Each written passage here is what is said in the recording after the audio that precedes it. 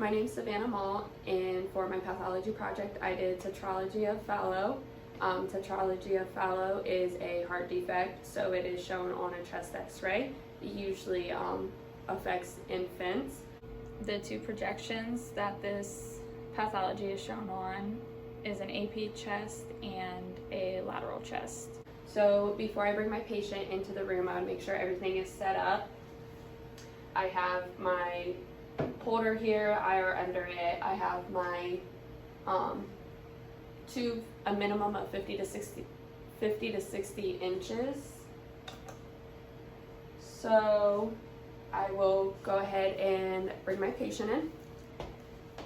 Since this is an infant, I would ask parent for two patient identifiers, name and date of birth. If it's a mom that is with the child and under 50 years old, then I would check for pregnancy by last menstrual cycle.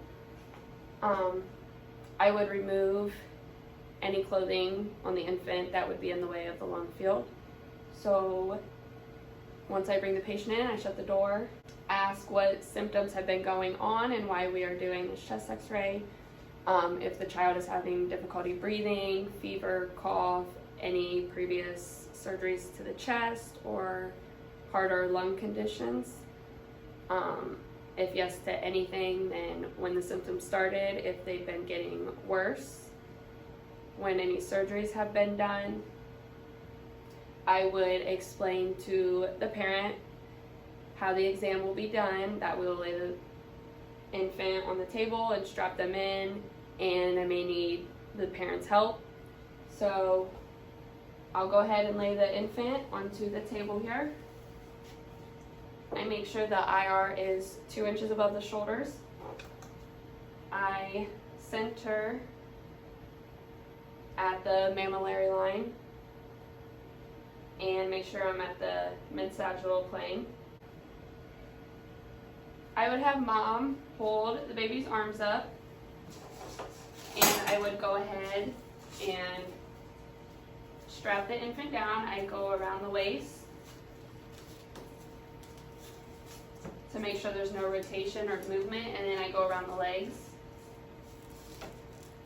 And I've removed any clothing, any metal artifacts that would be in the image. Go ahead and measure where my central ray would enter and exit. Which is 6 centimeters. I would give mom a lead shield, since she will be staying out here to help hold the infant's arms.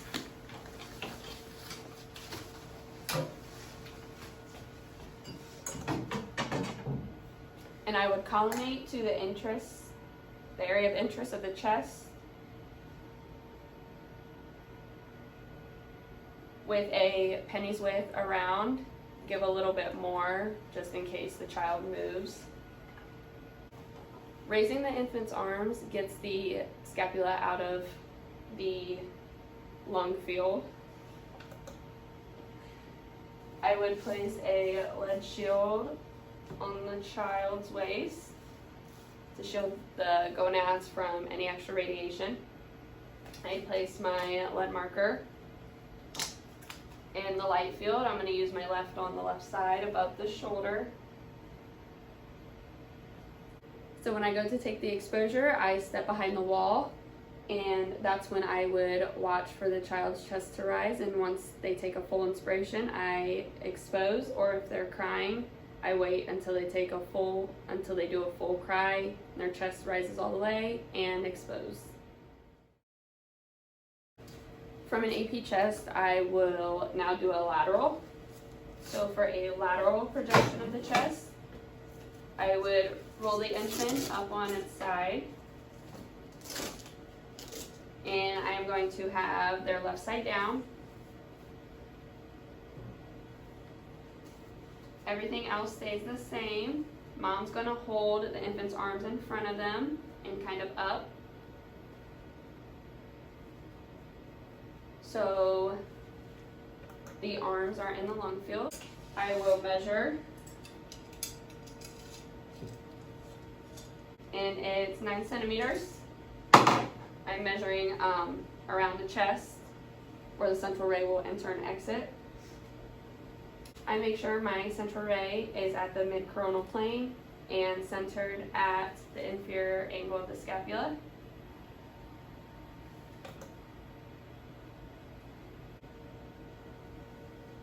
You collimate to the region of interest.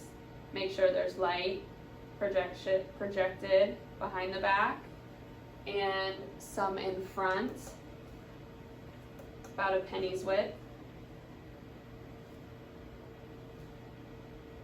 I place my left lead marker in the light field, and I would place the straps around the waist to ensure no rotation, and around the legs to make sure there's no movement. There's no motion in my image. You make sure to shield the child again. You shield the gonad since that's not the area of interest. At this point, I would step behind the wall for my exposure. Breathing instructions are the same as the AP chest. If they're crying, wait for them to do a full cry, and when they inhale, you take the exposure. Or if they're not crying, just watch the chest rise for the inhalation.